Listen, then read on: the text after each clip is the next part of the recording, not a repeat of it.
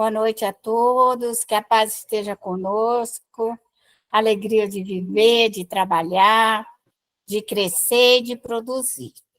Alguém tem alguma pergunta que gostaria de fazer? Pode fazer, Elaine. Boa noite, Araci, querida. Eu queria saber sobre a magnetização e a relação com os convulsivos.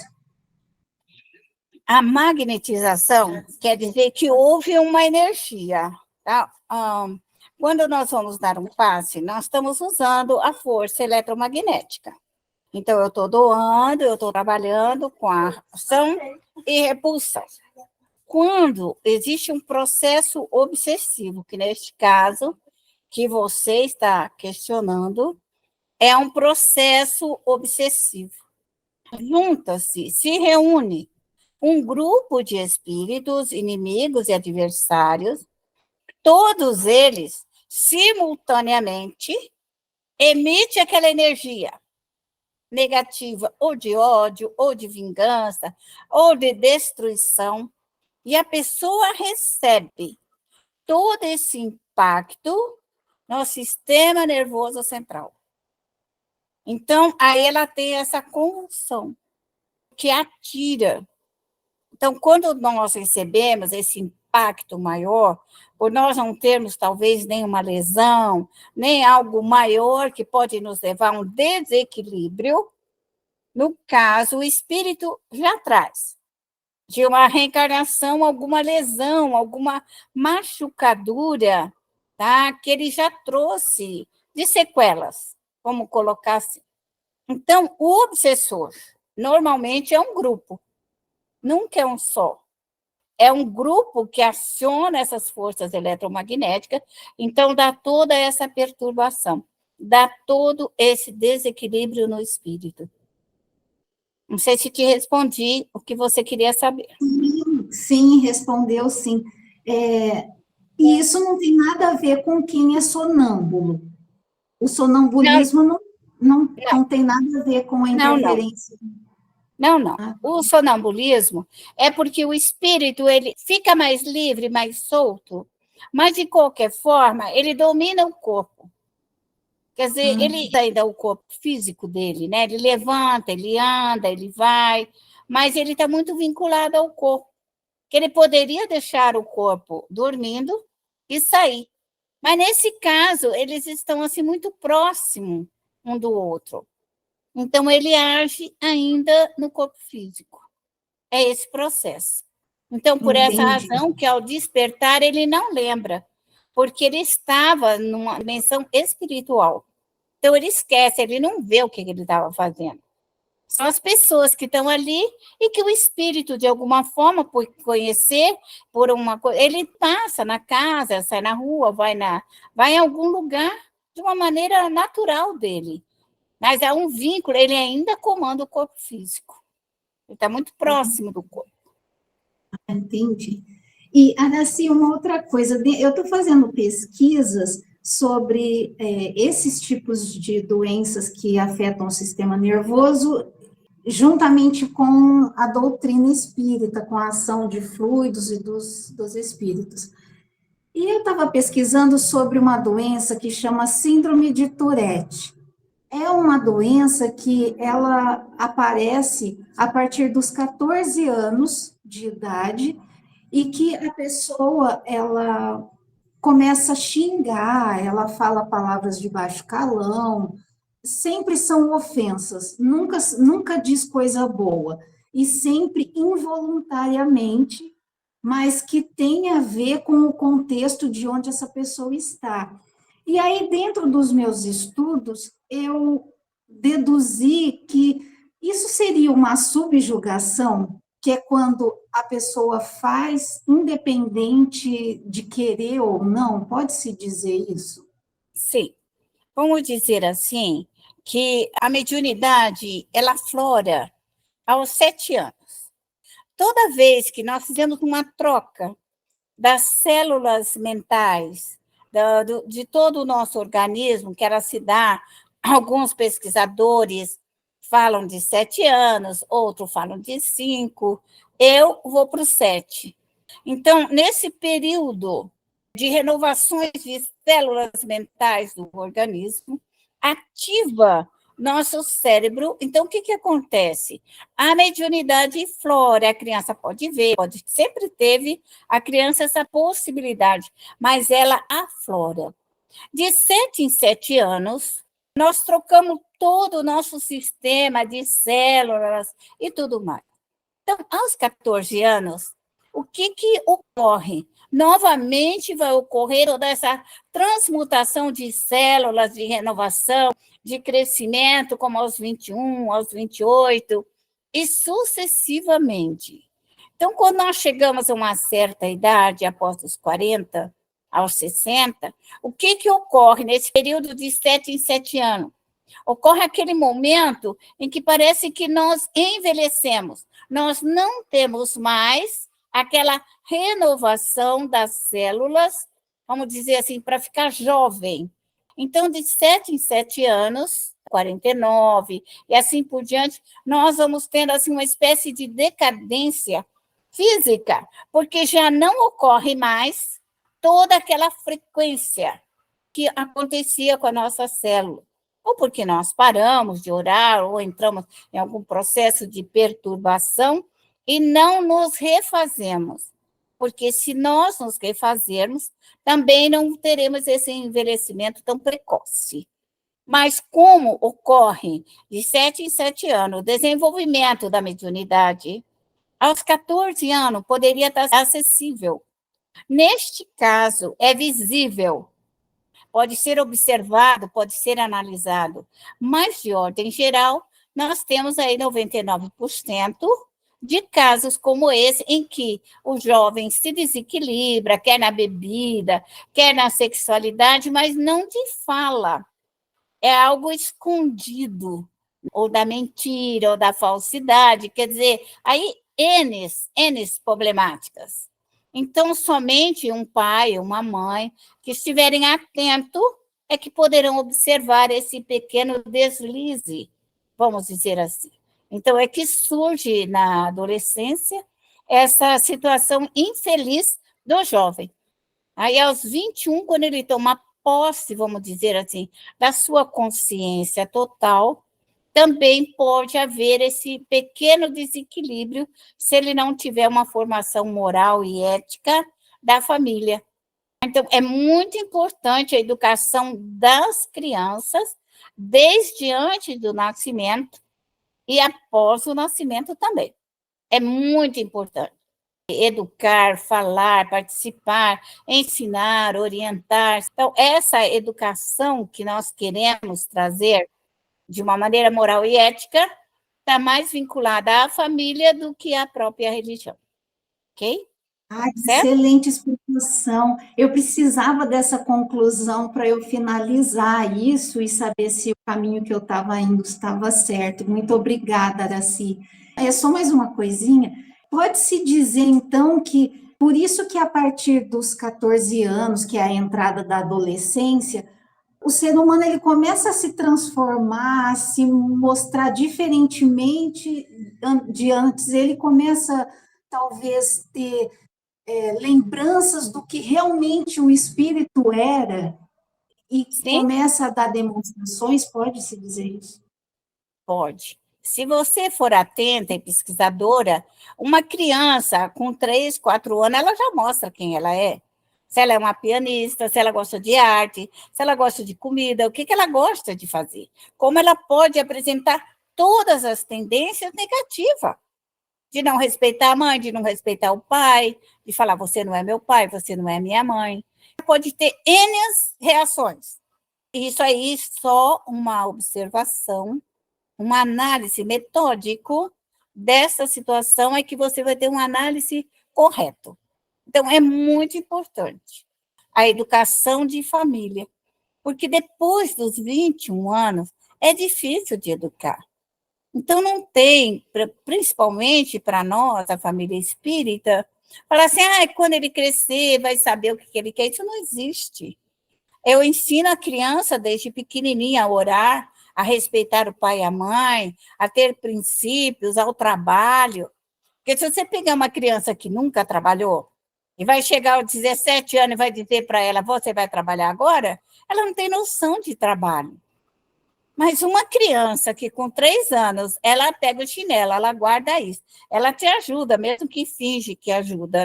Ela finge que ela te ajuda, joga água no chão, numa plantinha. Ela tem uma noção de trabalho e isso é gratificante para a criança. A criança gosta de... Então, deixar a criança participar do que você está fazendo é muito importante. Ela aprender a fazer alguma coisa, e valorizar o trabalho, pai, mãe, isso é muito importante. Ok? Se na sua pesquisa adentrar tudo isso daí, procure dar continuidade, que será muito bom. Obrigada. Ok. Alguma pergunta? Jaqueline, pode perguntar. Boa noite a todos. Dona Araci, pelo centro que eu frequento aqui com a Nilza, nós já formamos nossa colônia espiritual. Nós já fomos lá, já montamos ela, só que assim, eu queria ir mais vezes lá para poder trabalhar, e eu não estou conseguindo. Eu mentalizo ela, eu consigo mentalizar a forma que eu fiz, a estrutura, o suporte, né, a proteção, eu visualizo tudo. Mas eu não estou conseguindo ir lá. Eu queria ir lá para conversar, para trabalhar, entendeu? Falar com os meus parentes que estão lá, entendeu? Eu queria muito. Olha, se você não foi autorizada, você espera. Você deve ter uma outra missão, um outro trabalho mais importante do que esse que você quer fazer. Porque às vezes você quer fazer, quer ir lá e inventar um serviço para você lá. E se você tem um trabalho específico que você precisa fazer? Esse é o mais importante, porque lá deve estar organizado, né? Você pode ir, mas se não houve permissão, é porque você tem outra coisa. Você já perguntou ao seu protetor qual é esse outro trabalho? Você seja sincera, fala, olha, vocês não me deixaram entrar lá. O que é que eu preciso fazer aqui que não é na minha colônia espiritual? Eu gostaria de uma orientação ou de alguma coisa que me falasse qual atitude que eu deveria fazer. O que eu preciso fazer? Porque, às vezes, é você que quer mudar o roteiro. E aí não se terá permitido. Como assim mudar o roteiro? Não entendi isso. Você quer ir para a colônia lá visitar eles e lá ver o que eles estão fazendo, e o seu trabalho talvez seja importante em outro setor. Ah, entendi. É porque, assim, foi nos colocado que é importante a gente conversar com os nossos familiares, mesmo porque a gente tem que pedir a eles se eles querem trabalhar conosco, se eles aceitam. Eu fico pensando nisso muito, entendeu? De pedir perdão e convidá-los para vir trabalhar com a minha equipe de trabalho. Então, é isso que eu fico nesse... Não, mas isso daí você faz na hora da prece. A hora que você for levar um grupo para lá, você fala, olha, eu gostaria simultaneamente que, se os espíritos já estão aptos, prontos para retornar ao meu lado, eu gostaria que eles retornassem. Aí você já fez um pedido. Você já fez o pedido. Então, ele vai ser avaliado e vai ter te mandado para você essa nova equipe de trabalho. Entendi. Mais uma pergunta, dona Araci. É assim, eu sou da Umbanda, a senhora já sabe que eu sou, Sim. né? A Eli também sabe. A minha equipe de trabalho, ela pode ser composta com as 7 linhas da Umbanda, juntamente com os meus familiares também, junto? Pode, perfeitamente. Veja bem. Poderia ser o candomblé, pode ser católica, mística, esotérica, budista. Isso não importa. Não importa se você é da Umbanda, do candomblé, ou sua religião. A doutrina espírita, ela nos coloca na viagem espírita que nenhum médium precisa renunciar à sua religião para nos tornarmos médiuns. porque o espiritismo ele explica a mediunidade e não a religião em si, ok? Quanto às religiões, vou colocar que você fez uma pergunta bastante interessante. Então, vou colocar. Vamos supor, porque o candomblé, a Umbanda e o Espiritismo são uma das poucas religiões que trabalham diretamente com os espíritos. Outras chamam os espíritos, demônios e outras coisas, então cria uma espécie de celeuma entre os espíritos. Vamos colocar assim, uma pessoa que ela trabalha no candomblé, ela vai estudar espiritismo, vai estudar o evangelho, para ela saber como que ela vai trabalhar, porque essa equipe é dela, é particular dela. Essa equipe veio para que ela realizasse e cumprisse uma missão. O que o espiritismo ensina? Um comportamento para que ela possa realizar a contento com essa equipe de trabalho. Porque ela veio para socorrer os espíritos dentro desta ordem.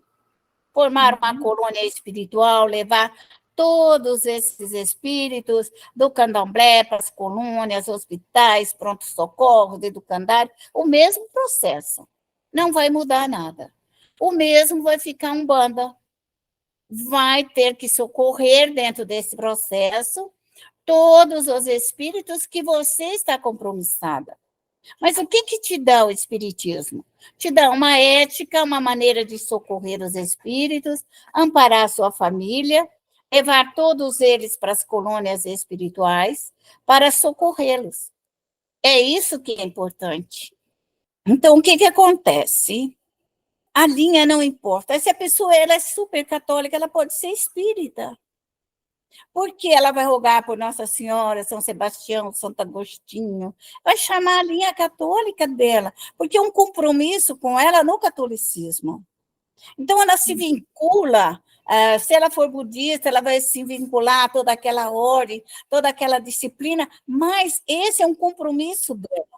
O que ela vai aprender conosco é um comportamento, trabalhar com fluido, como socorrer seus parentes, como socorrer seus amigos, como realizar todo esse trabalho. Então, nós espíritas não estamos aqui para tirar ninguém da sua religião básica, mas sim ajudá-la a ela realizar a contento a espiritualidade. Então, você pode, com toda a sua equipe de trabalho, quer de direita, quer de esquerda, que é denominados Exus e Pombagiras, que nada mais são do que espíritos trabalhadores. Quando se estuda Umbanda, estou te falando isso porque eu estudei. Eu estudei tudo, eu estudei Bíblia, eu estudei muita coisa, porque não tem como a gente conversar se você não tiver um estudo, um entendimento de tudo isso. Então, veja bem, a Umbanda ela tem um grande trabalho de realizar a contento.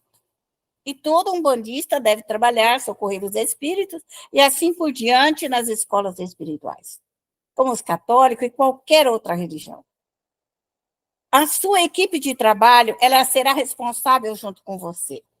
Todas as suas 7 linhas, direita e esquerda, vão trabalhar com você. Mais os seus espíritos familiares, mais o seu anjo da guarda, mais a sua colônia espiritual, mais os seus protetores que há de vir. Então, quando você encerrar, que eu não sei quando, todo o seu trabalho junto a essa linha de Umbanda, que você encerrar, você cumprir, então, recua normalmente um pouquinho e vem toda uma outra equipe de trabalho. Aí você passa a trabalhar com essa equipe de trabalho. Quando você cumprir essa missão, recua-se essa equipe de trabalho e retorna-se outra equipe de trabalho. A mediunidade, ela é ascendente. Ela é ascendente. Então, não existe, por exemplo, um médium, eu recebo meu preto velho, faz 30 anos que eu estou recebendo só meu preto velho. Ela tem que agilizar essa equipe. Esse preto velho teria que trabalhar, o índio tem que trabalhar, os caboclos têm que trabalhar, os hindus têm que trabalhar, os romanos têm que trabalhar. Ela precisa trabalhar com a sua história. porque é o karma da pessoa, é o karma. Ela volta. O espiritismo poderia ser um pouco mais livre, mas ele é cheio de preconceito. Mas quando você estuda, você vê que não é bem assim. Então, vamos dizer que você tenha vivido na Europa e você tenha sido lá uma condessa, uma rainha, e você não fez um bom reinado. Você foi má, você foi perversa, você foi orgulhosa, vaidosa, pretensiosa, vários defeitos. Aí você morreu. Quem é que vai vir te ajudar, você auxiliar todo aquele seu grupo que estava do seu lado? Você vai ter que auxiliar toda a sua corte. Você vai ter que auxiliar todo aquele povo que no campo você prejudicou, pegou o dinheiro deles, os cereais. O que você fez de errado? E se você foi uma cientista, uma médica, e que cometeu um erro, agravou e não fez correto, você vai ter que trazer toda aquela sua equipe, porque você era dirigente, não sei se me faz entender, como rainha, como médica, como política, enfim, qualquer coisa que você tenha feito em vidas passadas, você vem com a sua equipe de trabalho, porque é essa que você tem o resgate. Advogados, juízes, promotores, exército. Então, é o nosso passado que nos faz retornar e retificar aonde erramos. Então, aonde quer que o médium esteja, ele está retificando o seu passado. Se ele veio aqui e falou assim, não, eu sou uma costureira e tal, então você vai voltar lá com todas as suas amigas costureiras, a sua fábrica, você vai voltar aonde houve algo que você precisa resgatar. Se foi um pirata, vai resgatar todo o povo do navio. Se foi um navio negreiro, você vai socorrer todo aquele erro junto aos navios negreiros. Então, a nossa história é o resgate. E é isso que é bonito, porque nós voltamos nesse passado, retificamos, refazemos, colocamos luz e esperança no nosso passado, ajudamos aonde nós nos equivocamos, quer como professora, quer como mestre, aonde quer que o erro tenha sido feito. E é isso que é a beleza da doutrina, porque não existe na doutrina você ficar eternamente no inferno, não existe isso. Nós podemos ficar um tempo, mais ou menos, dentro de um karma meio difícil, meio complicado, mas a gente reencarna para retificar o erro do passado. Por essa razão, o médium é livre. Eu sei que às vezes as pessoas estão um pouco de dificuldade de me entender, mas vocês me entenderão a nível de futuro. Por quê? Porque o médium é livre. Porque se nós não formos livres, como eu vou retificar o meu passado? Então, se eu tiver um grupo cheio de preconceito, como que eu vou retificar o meu passado? Então, eu não vou olhar para o meu próprio passado. Por isso, quando vocês forem dirigentes, dirigirem uma casa espírita, um grupo de estudo, qualquer projeto, lembra que a criatura que vem desenvolver a mediunidade, ela vem para um crescimento da sua visão, da sua percepção, da sua equipe de trabalho, do seu melhoramento íntimo e moral, para que ela cumpra a sua missão. Meu trabalho aqui é somente vos dar a informação da melhor forma de trabalhar o seu próprio futuro. E nós tínhamos uma ideia equivocada no passado. Nós acreditávamos, queríamos em um dirigente e ele iria resolver o nosso passado. Nós íamos no centro espírita para a pessoa resolver. Nós íamos daquele médium, porque aquele médium era forte e ele ia resolver. E nós íamos andando de casa e achávamos, queríamos encontrar um médium que iria solucionar os nossos problemas. E isso não existe, porque somente o médium pode solucionar os seus problemas. Somente o médium. Não esqueça disso onde você estiver. Quer que você esteja trabalhando numa linha de umbanda, de candomblé, aonde você quiser. Só você vai solucionar o seu caso. É isso que temos que ter consciência e responsabilidade. Beatriz, pode perguntar. Boa noite, Beatriz, Araci. Boa noite, grupo. Você está falando e eu estou lembrando de uma pessoa que você chama para oração de vez em quando, juntando a questão da Umbanda, que é a mãe menininha do Cantuá. sim. A mãe menininha do Cantuá morreu dizendo que ela era católica. Sim?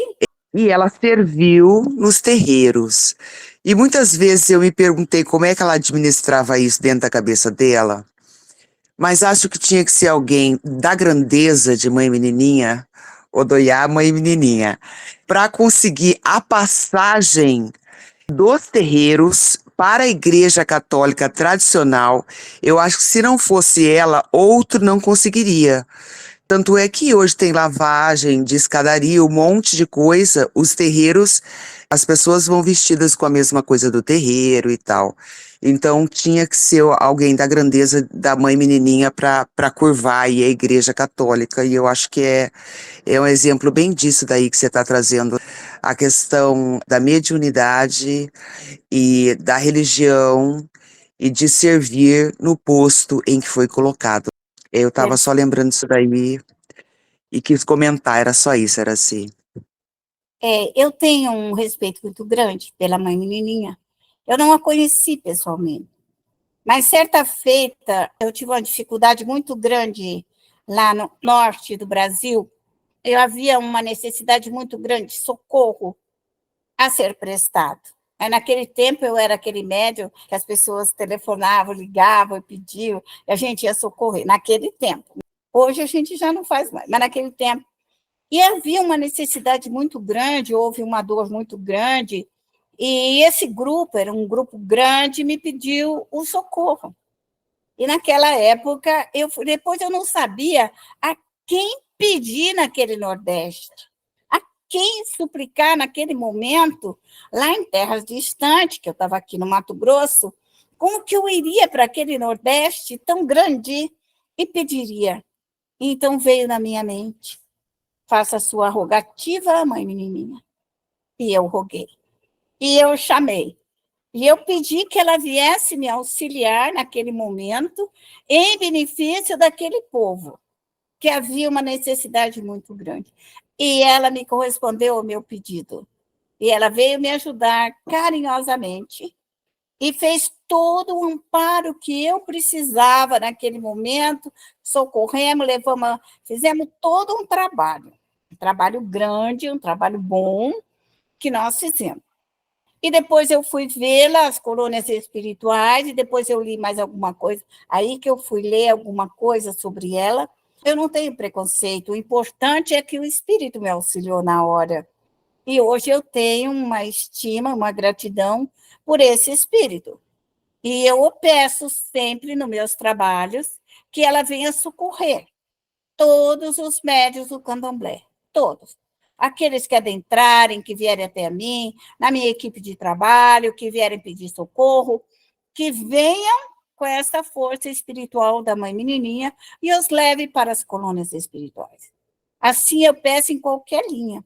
Se vir um grupo católico, para mim, logicamente que eu vou chamar Maria Santíssima, São José, os arcanjos, para que venham socorrer. Porque o espírito, na hora, ele quer a sua religião. Então, eu não me preocupo com isso. Se vai ser Maria Santíssima, se vai ser equipe de São José, de que santo que vai vir? Que vem na minha memória, pronto, é esse mesmo que eu quero. É a memória. Então, ele vem, aquela memória assim, se esse aqui, chama esse. E eu chamo. Então, eu chamo, eu recolho, eu vou para onde eu for, no mundo, no planeta, e lá me chama, é esse que eu vou assistir, é esse que eu vou amparar, porque eu estou lá, é o momento que eu tenho que fazer. Eu não tenho praticamente preconceito por nenhuma religião, por nenhum credo. principalmente porque eu sou espírita, e o meu trabalho é um trabalho socorrista, que eu preciso socorrer. Embora eu falo para vocês, meninas, vocês se preparem, fiquem em vocês, por quê? Quando vocês tiverem as suas equipes de trabalho em posição, vocês sofrerão menos. Então, o médium tem que socorrer a sua família, seu karma, sua dificuldade, para não sofrer consequência. Porque eu fiz o invertido. Eu socorri as pessoas e não aliviei o meu karma. Aí eu tive consequências drásticas, difíceis, bastante dolorosa, porque eu fui penalizada pelo meu karma, por onde eu não havia feito socorro.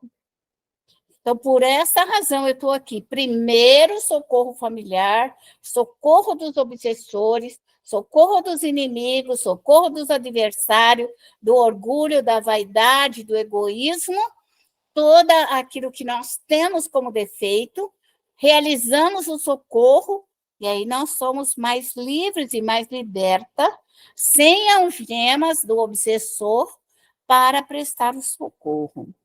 Então, ouça isso que eu estou falando, porque eu recebi a penalização muito grande dos meus obsessores. E até hoje, eles ainda são maravilhosos comigo. Por quê? Porque passou os anos, passei 40 anos da minha mediunidade, mais no trabalho externo, porque foi isso que eu aprendi. E eu aqui estou dizendo para vocês fazerem o diferenciado. Cuidem de vocês, cuidem do lar, cuidem da família, cuidem do seu dinheiro, cuidem da sua casa, cuidem do seu destino, e a hora que estiver pronto, o trabalho será dado. A hora que você estiver pronto. Ok? Me fiz entender?